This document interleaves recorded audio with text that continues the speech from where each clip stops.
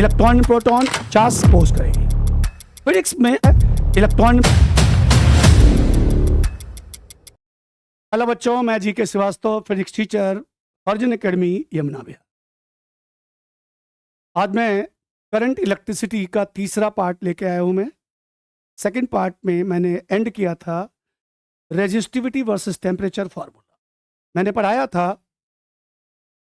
ρ2 equals to ρ1 1 plus alpha delta T. Resistance के लिए R2 equals to R1 1 plus alpha delta. ये conductor और standard resistance के लिए था। अगर बात करेंगे सेमीकंडक्टर्स के लिए तो ρ2 equals to ρ1 1 minus alpha delta T, या फिर लिखेंगे R2 equals to R1 1 minus alpha delta. ये चीज है। अब इस पे बेस्ड न्यूमेरिकल है, कैसे करेंगे आइए देखते हैं। सर क्वेश्चन जो है एनसीईआरटी है, पुरानी एनसीईआरटी का एग्जांपल है। उन्होंने कहा कि एक प्लेटिनम वायर है। हालांकि उन्होंने प्लेटिनम रेजिस्टेंस थर्मोमीटर का हवाला दिया, मैं उसको आपको आसान तरीके से समझाता हूं। एनसीईआरटी एग्जांपल है, पुरानी एनसीईआरटी के क्वेश्चन। एक प्लेटिनम वायर है जिसका 50 डिग्री सेंटीग्रेड पर रेजिस्टेंस इतना है। मैं सिर्फ डिजिट को चेंज कर रहा हूं, क्वेश्चन वही रखूंगा जी। लिखा गया 50 डिग्री सेंटीग्रेड पे रेजिस्टेंस 100 ओम है। प्लेटिनम वायर का 50 डिग्री सेंटीग्रेड पर रेजिस्टेंस 100 ओम है और 100 डिग्री सेंटीग्रेड पर रेजिस्टेंस 150 ओम है। तो बताइए उसका रेजिस्टेंस 200 डिग्री सेंटीग्रेड पे कितना होगा, R 200 कितना होगा। समझ लीजिए, it is given R 50 degree centigrade पे रेजिस्टेंस 100 ओम है। Sir it is given R 100 degree centigrade पर रेजिस्टेंस इतना है। तो बताइए 200 डिग्री सेंटीग्रेड पे कितना होगा।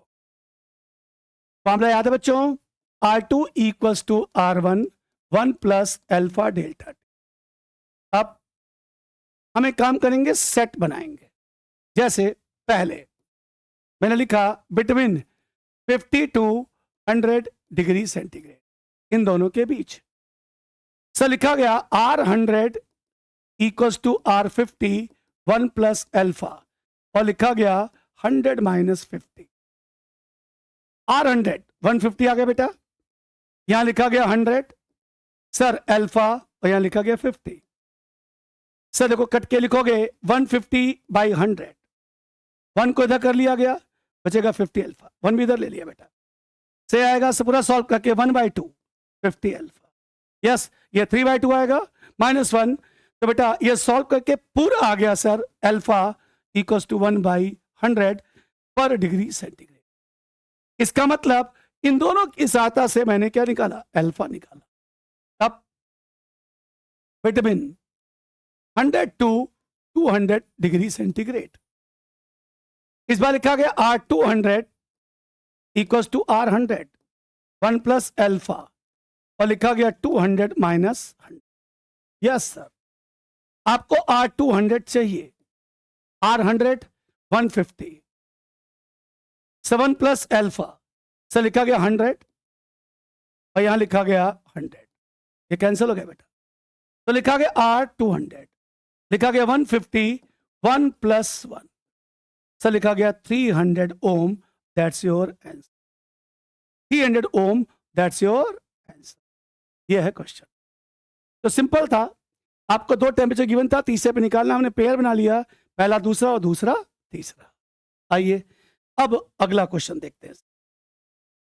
कहा गया क्वेश्चन है sir, if resistance at 50 degree centigrade is 100 ohm, resistance at 50 degree centigrade is 100 ohm, then what is resistance at 100 degree centigrade.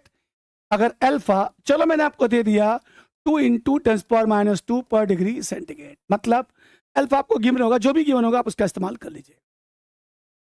एक मिनट, आपको एक टेम्परेचर पे देख के दूसरे टेम्परेचर पे पूछ लिया गया, जबकि पहले क्वेश्चन में क्या था, 3 थे। पहले पे दिया गया, दूसरे पे दिया गया और तीसरे पे पूछ लिया जाए। जब कभी इस टाइप का क्वेश्चन है जो मैंने लिखा है कि एक पर देकर के दूसरे पे पूछा जाए, तो यहां पर तीसरे को अपनी तरफ से कंसीडर करना पड़ता है। जैसे सॉल्यूशन में आएंगे और आप लिखेंगे consider resistance at 0 degree centigrade equal to R0। मैंने अपनी तरफ से मान लिया कि भाई 0 डिग्री सेंटीग्रेड पर इतना होगा। आइए सबसे पहले लिखेंगे आप बिटवीन 0 से 50, पहले इनके लिए तो लिखा गया R50 equal to R0 1 plus alpha, और लिखा गया 50 माइनस R50 100 लिखा गया। चलो इसको भी ऐसे रहने दो सर, लिखोगे R50 that's equal to R alpha, sorry R0 and लिखा गया 50 एल्फा। अभी मैंने वैल्यू इनपुट नहीं किया, सिर्फ ऐसे सॉल्व किया। अगले स्टेप में आइए सर, तो बिटवीन 0 से 100। अब ध्यान रखना यहां स्टेप थोड़ा चेंज किया। अब इधर से 0 माना तो 0 से 50 एंड 0 से 100 इस तरह से सॉल्व किया गया। तो लिखा गया R100 equal to R0 1 plus alpha, और लिखा गया 100 माइनस 0। सॉल्व किया गया R100 equal to R0 1 plus से लिखा गया 100 एल्फा, रिलेशन नंबर 2। आइए अब लिखेंगे हम फ्रॉम फर्स्ट एंड सेकेंड, पहले और दूसरे के लिए। सर हमने लिखा sir R100 divide by R50। Sir यहां सॉल्व किया गया R0 से लिखा गया 1 प्लस एल्फा इंटू 100, और लिखा गया R0 and 1 plus 50 into alpha. ये था बेटा, यस सर, ये कैंसिल हो गया। सर देखना लिखा गया R100 divide by R50। Sir ji alpha कितना बताएंगे बेटा, 2 इंटू 10 पावर माइनस 2, यहां लिखा गया 10 पावर 2 एक साथ, डिवाइड बाई सर 50 लिखा गया 2 इंटू 10 पावर माइनस 2 जी। तो लिखा गया R100, नीचे R50 है, R50 कितना बोलो 100 लिखा गया सर, ऊपर आ गया कितना बोलो 3, नीचे कितना आ गया 2, सॉल्व करके तो यही आएगा सर, यस सर 2 आएगा, ऊपर आ गया 3। बेटा ध्यान से देखो, तो लिखा गया R100 लिखा गया 3 इंटू 100 डिवाइड बाई 2, सॉल्व किया गया 150 ओम, 150 ओम। यस सर 50 पे 100 है तो 100 पे कितना गया 150 ओम। यहाँ पे एक छोटा सा टेक्निक था, एक पे देके दूसरे पे पूछा गया तो मैंने अपनी तरफ से 0 डिग्री सेंटीग्रेड को क्या किया, एज्यूम कर लिया, सॉल्व किया, पहले 0 से 50 फिर 0 से 100 सॉल्व किया और आपका आंसर आ। तो रेजिस्टिविटी एंड रेजिस्टेंस पे रिलेटेड क्वेश्चंस कुछ इस तरह से पूछे आते हैं, फॉर्मूला बेस्ड होते हैं, आप उनको सॉल्व कर सकते हो सर, राइट। अब कुछ बातें ध्यान से सुनिएगा sir, this is temperature and this is resistivity. अगर आप डायग्राम यहां से बनाते हो स्ट्रेट, दूसरा ध्यान से देखना सर, रेजिस्टिविटी वर्सेस टेम्परेचर कुछ ऐसे बनाते हैं, एंड तीसरा डायग्राम ध्यान से देखिएगा सर, ये टेम्परेचर है, ये रेजिस्टिविटी है, डायग्राम कुछ आप ऐसे बनाते हैं। तो सर ध्यान से सुनना, अगर आप ध्यान से देखोगे तो यहां रेजिस्टिविटी ज्यादा काउंट की गई, यहां रेजिस्टिविटी कम काउंट की जाएगी। तो this diagram is defined for standard resistance, standard resistance like nichrome,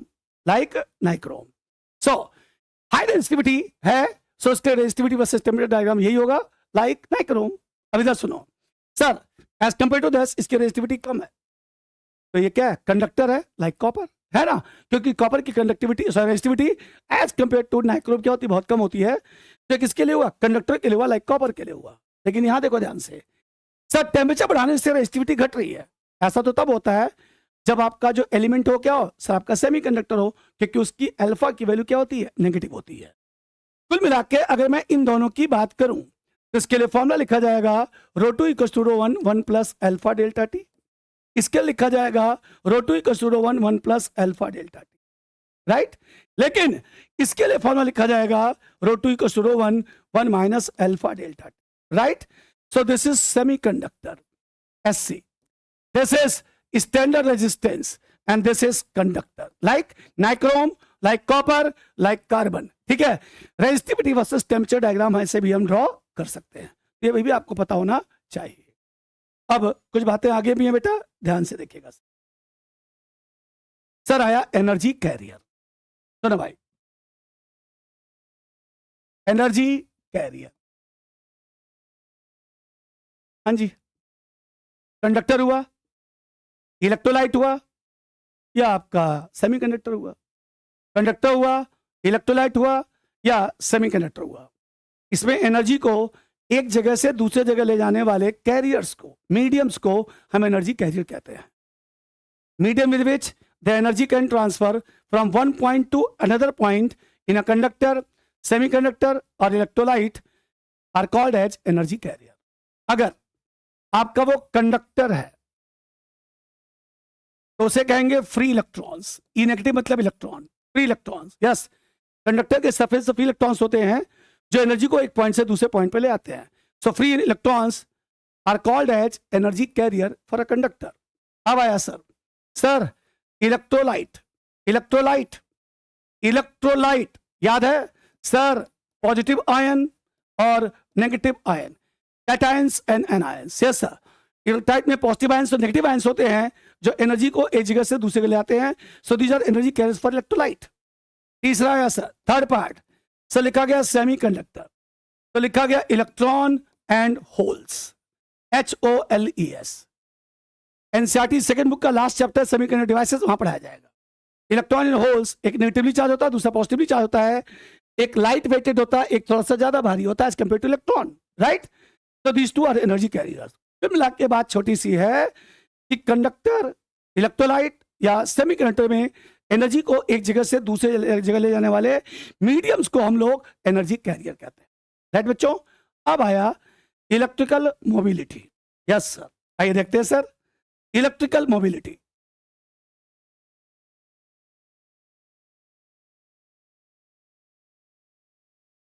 ji sir, symbol है म्यू। सिंबल क्या है बेटा? म्यू। देखो इसके नाम में ही छिपा हुआ है, इन प्रेजेंस ऑफ इलेक्ट्रिक फील्ड। कोई एनर्जी कैरियर कितने आसानी से मूव करता है, मूव करने की एबिलिटी, इसका mobility in presence of electric field, that function is called electrical mobility. इसका मैथमेटिकल डेफिनेशन होता है, it is ratio of velocity of energy carrier to applied electric field. It is ratio of velocity of energy carrier to applied electric field. अगर बात conductor की करें तो ऐसे भी कह सकते हैं, it is ratio of velocity of free electrons on the surface of conductor to applied electric field on the surface of conductor. तो मिला के बात हुई सर मोबिलिटी। सर लिखा गया V by E। What is V? Velocity of energy carrier. What is E? Applied electric field. अब बारी आई यूनिट की सर, तो मीटर पर सेकेंड, न्यूटन पर कूलम। तो लिखा गया मीटर कूलम न्यूटन सेकेंड, या सुनो भाई मीटर पर सेकेंड या फिर बोल्ट पर मीटर, यह भी होता है सर। सिंप्लीफाई करोगे तो लिखोगे metre square volt second. Sir इसकी यूनिट ये भी हो सकती है और इसकी यूनिट ये भी हो सकती है। सर बारी आई डायमेंशनल फॉर्मूला की सर, मीटर तो लिखा गया L, कूलम देखिए कूलम है तो लिखा गया TA, चार्ज हो गया बेटा। सर न्यूटन तो लिखा गया MIT-2, यस सर। और सेकंड का क्या लिखा गया? T लिखा। ध्यान सुनो, मीटर है, लेंथ हो गया, चार्ज हो गया TA, ये हो गया दिस। आइए सॉल्व करते हैं। देखो बेटा इसको ऊपर ले आओगे तो लिखोगे M-1 जी, L से एक पावर कट गया जी सर, कहीं L बचा? नहीं बचा। अब बचेगा T⁻2 और लिखा गया A। दोबारा चेक कर लें, देखो इस L से ये L कट जाएगा, राइट। कहीं L बचा? नहीं। M ऊपर गया, यस सर। सर देखो T से T कट जाएगा, ऊपर जाके positive A। This is dimensional formula of electrical mobility, जिसे अगर मैं ठीक से लिखूं तो मैं लिखूंगा second square ampere per kilogram. Unit ये भी हो सकती है, second square ampere per kilogram. In presence of external electric field on the surface of conductor, energy carrier मतलब फ्री इलेक्ट्रॉन्स जितनी वेलोसिटी से मूव करता है, that velocity divide by applied electric field is called as electrical mobility. Electrical mobility. आइए अब कुछ आपको समझाना है सर। ये पॉजिटिव चार्जेस हैं जिनका अमाउंट सेम है और हर दो चार्ज के बीच सेपरेशन डिस्टेंस सेम है, so they create uniform electric field. ये देखिए, so they create uniform electric field, ऐसे सर लिखा गया E। अब हमने लिखा E नेगेटिव मतलब इलेक्ट्रॉन, हमने लिखा E पॉजिटिव लिखा प्रोटॉन। लगो लिख देता हूं sir, E negative electron, E positive sir लिखा गया प्रोटॉन। सर दोनों की चार्ज की वैल्यू क्या होती है? सेम होती है बेटा, इतना कूलम। ये अलग बात है, एक नेगेटिव होता है, दूसरा क्या होता है? पॉजिटिव होता है। और ये पता होना चाहिए कि सर इलेक्ट्रॉन का मास प्रोटॉन के मास से क्या होता है? छोटा होता है। अब सिंपल सी थ्योरी है, ये जो इलेक्ट्रॉन है पॉजिटिव की तरफ अट्रैक्ट होगा और ये से क्या होगा? रिपेल होगा। कुल मिला के नेगेटिव वाला इलेक्ट्रिक फील्ड के अगेंस्ट मूव करेगा एंड जो प्रोटॉन होगा इलेक्ट्रिक फील्ड के फेवर में मूव करेगा। आपको पढ़ाया गया था sir in uniform electric field जो फोर्स लगता है वो लिखा गया था क्यू इंटू ई, जिसकी वजह से ऑर्बिट एसलेट करेगा एम इंटू ए। भैया अगर ए निकालोगे तो लिखोगे क्यू ई बाय कितना? बोलो एम।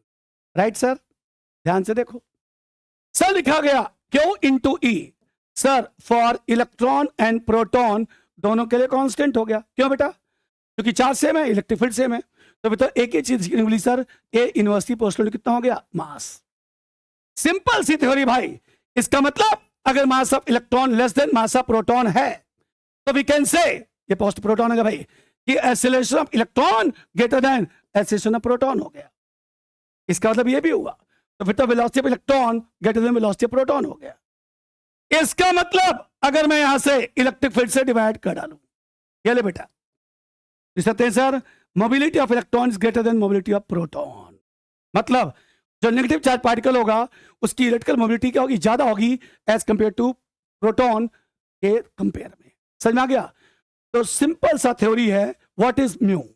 सर लिखा गया v by E. Yes sir, in presence of electric field, in presence of electric field energy carrier conductor के लिए फ्री इलेक्ट्रॉन्स कितने वेलोसिटी से मूव कर सकता है? अगर वेलोसिटी में उस इलेक्ट्रिक फील्ड से डिवाइड कर दिया जाए तो वो कहलाएगा इलेक्ट्रिकल मोबिलिटी।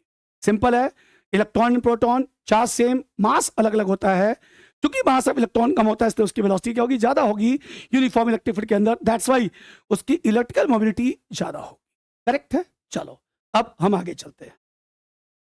सर क्वेश्चन है, कहा गया कंडक्टर है जी सर, उसे सप्लाई से जोड़ दिया गया और सप्लाई वोल्टेज बेटा ये लो आपको कहा गया 100 वोल्ट है। सर इस कंडक्टर की जो लंबाई है वो 2 मीटर है। राइट सर, अगर ये पॉजिटिव एंड पॉजिटिव हुआ, ये नेगेटिव हुआ, तो इलेक्ट्रिक फील्ड कंडक्टर के सरफेस पे पाई जाएगी सर कितना? ई। सरफेस पर पाई जाएगी। सर जो भी इलेक्ट्रॉन होगा यहां पर ई, वो नेगेटिव से रिपेल होकर पॉजिटिव की तरफ मूव करेगा, इलेक्ट्रॉन यहां जाएगा। यस सर, देखो वो इलेक्ट्रिक फील्ड के अगेंस्ट मूव कर रहा है with velocity v। That velocity divide by electric field is called as electrical mobility. चलो मान लो आपको वेलोसिटी दे दी गई, सपोज करो 2 इंटू 10⁵ मीटर पर सेकंड मान लेते हैं, दे दिया। तो पूछा गया find electrical mobility of electron, find electrical mobility of electron इस फिगर के लिए। सॉल्यूशन, सबसे पहले हम ई निकाल लेते हैं। ई का फॉर्मूला होता है v by L. Yes sir, v कितना भैया जी? 100 और l कितना बोलो? 2। सिंप्लीफाई करोगे 50 न्यूटन पर कूलम। अब निकालना मोबिलिटी, तो क्या लिखोगे? v by A. What is v? Yes sir 2 × 10⁵ मान लिया सर ऐसा। राइट है, ये कितना हो गया? 50। एक काम कर बेटा, लिखोगे 200 × 10⁻³ डिवाइड बाय कितना हो गया? 50। तो सॉल्व किया गया म्यू, लिखा गया 4 × 10⁻³ सब meter square volt second unit. This is the electrical mobility. ये स्क्वायर है बेटा जी। Yes sir, sir electrical mobility of free electrons on the surface of conductor. समझ में आ गया? तो ये भी आपका एक टॉपिक है, एमसीक्यू में पूछा गया है, एक बार एआईपीएमटी में आया है और जेई में भी आ सकता है क्योंकि थोड़ा टेक्निकल क्वेश्चन है। ठीक है सर, इसलिए आपको उसको पढ़ना चाहिए। चलिए अब आगे आते हैं सर। अब लिखा गया अबाउट अ सेल, सेल के बारे में। Cell a device which can convert chemical energy into electrical energy, a device which can convert chemical energy into electrical energy is called as cell। एक ऐसी डिवाइस जो cell जो chemical energy को electrical energy में convert कर सके उसे हम सेल कहते हैं। राइट है सर? आइए अब पहला पार्ट है electromotive force of a cell, of a cell, जिसे हम लोग कहते हैं ईएमएफ ऑफ अ, सिंबल लिखा गया कैपिटल ई। जी सर, तो ध्यान से सुनना। पहले लिख देते हैं फिर समझाएंगे सर। तो लिखा गया in an open circuit, CKT mean circuit, means current drawn from a cell is 0, मतलब I इक्वल टू 0, सेल से करंट नहीं निकल रही है। 10 maximum potential difference between 2 terminals of a cell is called as sir EMF of a cell। आइए इसको हम समझते हैं सर। ले बेटा ध्यान से देखो कैसे समझेंगे सर। लो भाई हमने एक सेल बनाया, पॉजिटिव प्लेट और नेगेटिव प्लेट, चलो जी, और ये प्लेट ए मान लिया, ये प्लेट बी मान लिया। पॉजिटिव प्लेट बड़ा होता है क्योंकि वो हाई वोल्टेज पे होता है, नेगेटिव प्लेट छोटा होता है क्योंकि वो लो वोल्टेज पे होता है। आगे सुनिएगा सर, हमने क्या किया, यहां पे की लगा दिया, दिस इज की, जो फिलहाल ओपन है, से यहां पे एक रेजिस्टेंस जोड़ दिया गया और आगे सप्लाई से कनेक्ट कर दिया गया। बताइए अगर सर्किट ओपन है तो क्या सेल से करंट निकलेगा? नहीं। तो लिखा गया in open circuit, in open circuit मतलब लिखा गया की is open, current drawn from the cell कितना हो गया? 0। इस कंडीशन में इसके पॉजिटिव और नेगेटिव प्लेट के बीच जितना भी पोटेंशियल डिफरेंस होता है वो कैसा होता है? मैक्सिमम होता है। और इस मैक्सिमम को ही हम क्या कहते हैं? EMF कहते हैं, that is called as volt, right. In short आपके कार की बैटरी 12 वोल्ट की है, वो उसका EMF है। मतलब आप कार की बैटरी लाए खरीद के घर पर रख दिया, अभी आपने उसको कार से कनेक्ट नहीं किया, ठीक है, मतलब आप उसका यूज नहीं कर रहे हो। एट दैट इंस्टेंट क्या सेल से या उस बैटरी से करंट निकला? नहीं निकला बेटा ना। तो एट दैट इंस्टेंट उसके पॉजिटिव और नेगेटिव टर्मिनल्स के बीच जो अल्टीमेट पोटेंशियल डिफरेंस पाया जाएगा, जो मैक्सिमम पोटेंशियल डिफरेंस पाया जाएगा उस सेल का, that is called as EMF of a cell. तो अगर EMF को डिफाइन करना हो तो आसान तरीका, जब सेल से निकलने वाली करंट की वैल्यू कितनी हो? 0। मतलब मोटे मोटे तौर पे हम सेल का इस्तेमाल नहीं कर रहे हैं, मतलब सेल सर्किट में है लेकिन वो ओपन सर्किट में है, मतलब सेल से करंट का ड्रॉ नहीं हो रहा है। एट दैट इंस्टेंट उसके पॉजिटिव और नेगेटिव प्लेट के बीच, उसके दो टर्मिनल्स के बीच जो मैक्सिमम वोल्टेज पाया था, जो मैक्सिमम पोटेंशियल डिफरेंस पाया था, not voltage, potential difference, that maximum potential difference is called as EMF of a cell. क्योंकि पोटेंशियल डिफरेंस है, दैट्स व्हाई इसकी यूनिट वोल्ट कहलाती है। क्या कहलाती है? वोल्ट कहलाती है। अब आगे की कहानी से थोड़ा ध्यान से देखिएगा। अब क्या किया, हमने एक सेल बनाया, ये लो, सेल का EMF लिखा गया E और लिख दिया गया यहां पे वोल्ट। आगे ध्यान से सुनना बेटा। अब हमने सर्किट को कर दिया क्लोज्ड और लगा दिया यहां पर रेजिस्टेंस, लिख दिया मैंने C, लिख दिया मैंने D। अब सुनो, लिखा गया सर्किट इज क्लोज्ड। अब सेल यूज हो रहा है? बिल्कुल सर, सेल यूज हो रहा है। तो बेटा ध्यान से रखेंगे, यहां से करंट निकलेगा I, यहां से होता हुआ वापस कितना जाएगा? I जाएगा बेटा। अब देखो, अगर करंट C से D की तरफ गया, ऐसा तब होगा सर जब VC ग्रेटर देन कितना होगा? बोलो VD। क्यों? क्यों भाई? क्योंकि पढ़ाया गया था current always move from high voltage to low voltage. जी sir, current always move from high voltage to low voltage. तो मैंने क्या किया सर, लिख दिया मैंने VC माइनस VD को क्या मान लिया? V मान लिया। ये लो, तो दिस इज कॉल्ड एज कितना हो गया? V, right sir. इस V को कहते हैं an output given by a cell in external circuit। समझने का बिल्कुल आसान तरीका, इस सेल ने बाहरी सर्किट में, मतलब बाहरी रेजिस्टेंस के अक्रॉस कुल कितना वोल्टेज दिया, उसे कहेंगे V, जिससे हम लोग potential drop across the cell भी कहते हैं, potential drop across the cell भी कहते हैं।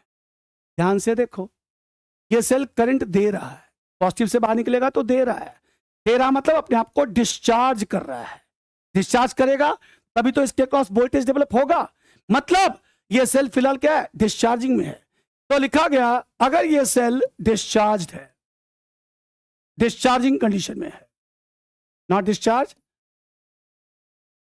डिस्चार्जिंग इन कंटिन्यूअस टेंस में है, तो बेटा जी यहां जो V होगा वो E से क्या होगा, छोटा होगा। Yes sir. अगर आपकी कार की बैटरी 12 वोल्ट की है और आपने इसे सर्किट में जोड़ दिया, सर्किट क्लोज हो गया, तो क्या वो अपना पूरा का पूरा 12 वोल्ट आपको देगा? नहीं देगा भाई। मान लो 12 वोल्ट नहीं देकर के उसने कितना दिया, 10 वोल्ट दिया, मान लेते हैं। ये कितना था, 12 वोल्ट, आपको कितना मिला, 10 वोल्ट। तो 10 वोल्ट तो 12 वोल्ट से छोटा होता है, मतलब अगर सेल डिस्चार्ज हो रहा होगा उस कंडीशन में जो V की वैल्यू होगी E से क्या होगा, छोटा हो, राइट। यहाँ पे V को कहेंगे potential drop across the cell या an output given by the cell in external circuit. अब सवाल ये उठा भाई सेल 12 वोल्ट का था जी, आपको कितना दिया उसने, 10 वोल्ट, तो 12 का मतलब तो 10 + 2 होता है। 10 तो समझ में आ गया V है, अब ये 2 कहां गया, 2 वोल्ट कहां गया।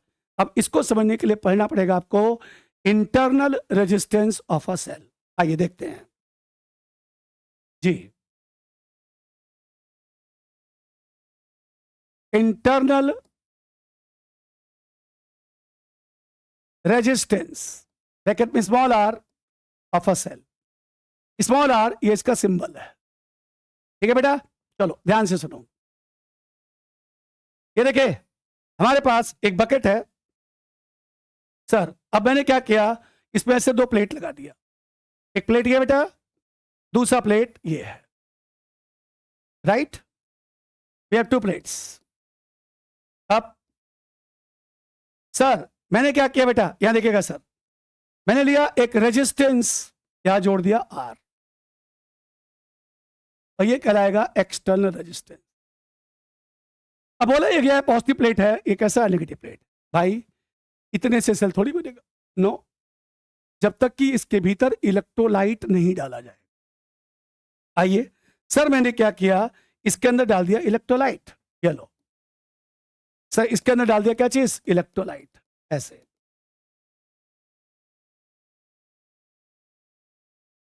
राइट, लैब में जाएंगे आपको एक सेल मिलेगा, लेक्लांचिया सेल, उसका इलेक्ट्रोलाइट होता है NaCl in presence of dilute HCl, ये इलेक्ट्रोलाइट होता है, ठीक है सर।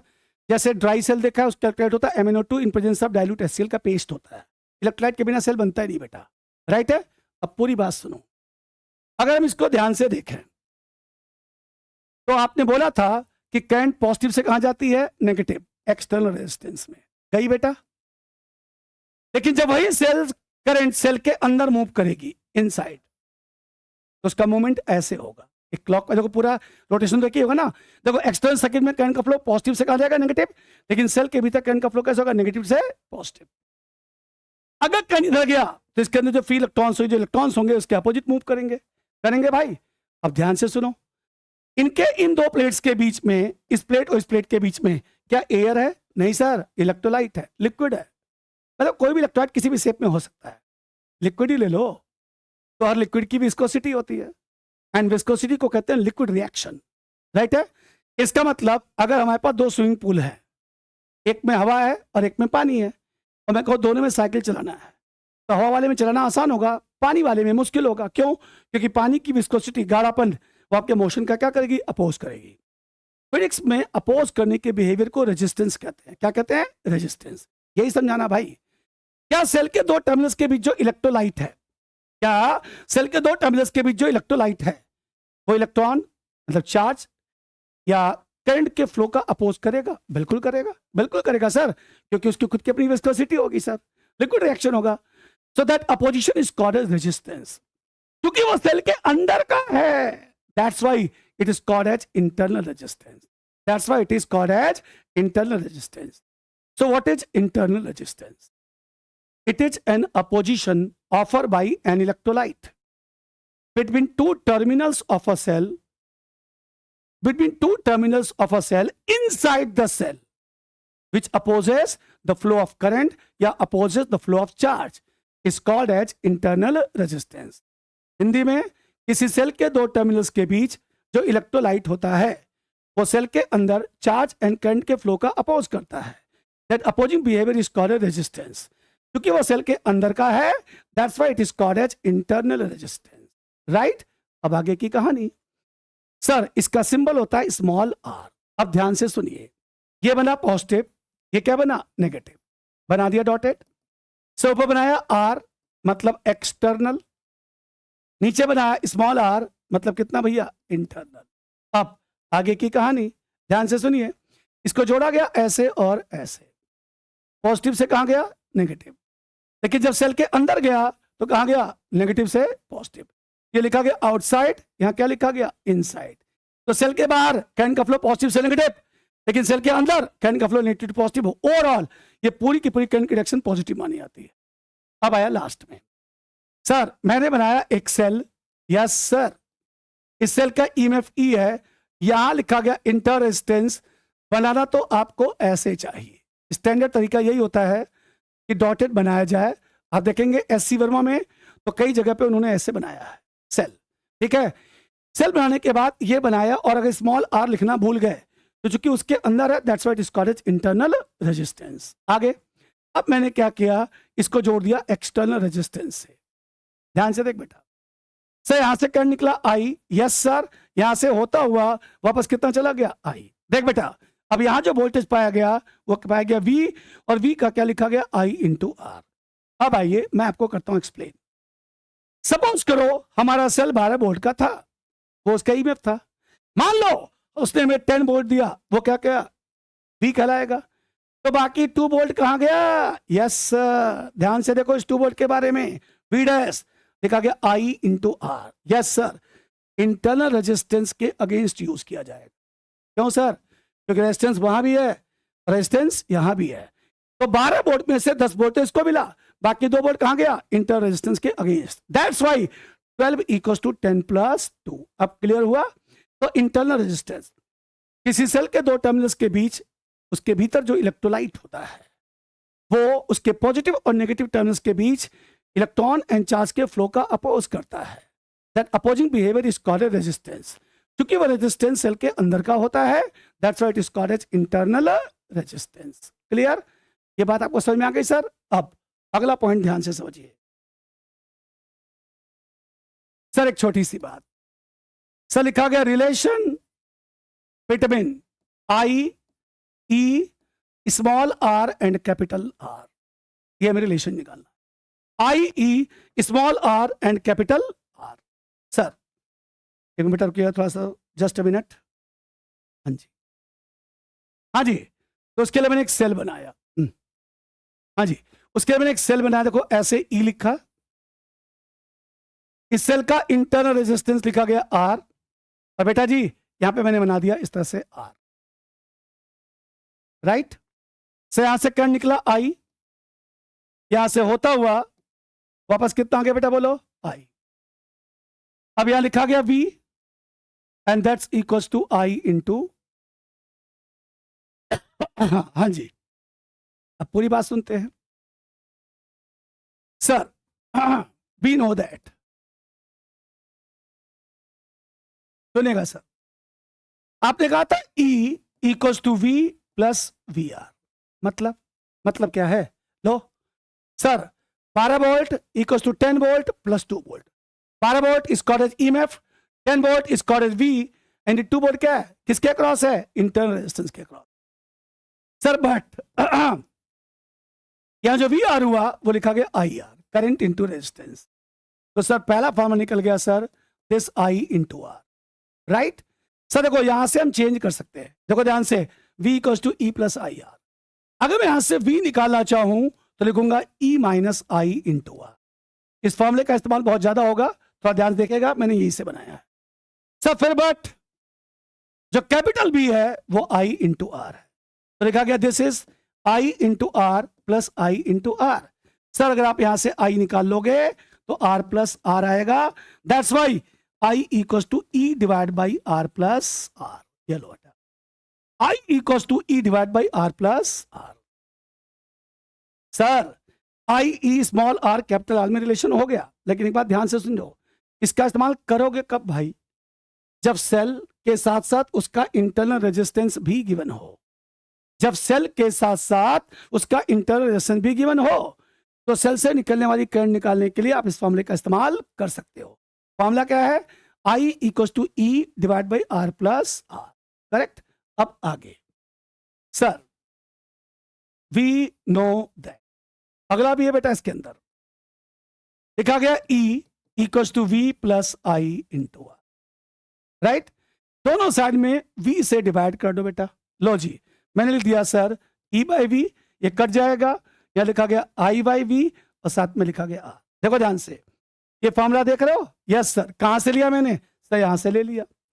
तो मैंने कहा दोनों साइड में V से डिवाइड करो बेटा, ये आ गया।